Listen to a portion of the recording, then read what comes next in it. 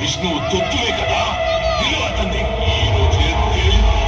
ఇద్దరిలో తిరిగి నక్క ఎవరో, సింహం ఎవరో. ఈ విష్ణువు అంతగా వ్యాపించి ఉంటాడు. ఈ స్తంభంలో కూడా ఉండాలిగా.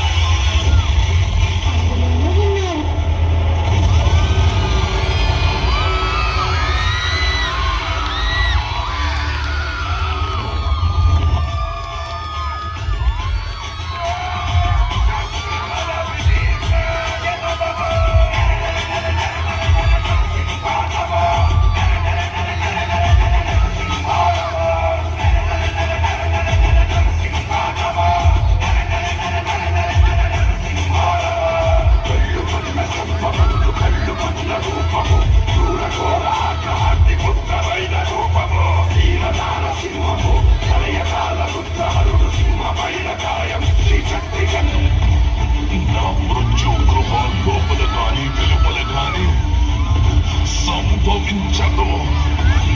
మూర్ఖుడా, నన్ను చూడు. నేను నరుణ్ణి కాదు, మృగాన్ని కాదు. నరసింహ, అస్తమిస్తున్న సూర్యుడిని చూడు. ఇప్పుడు పగలు కాదు, రాత్రి కూడా కాదు.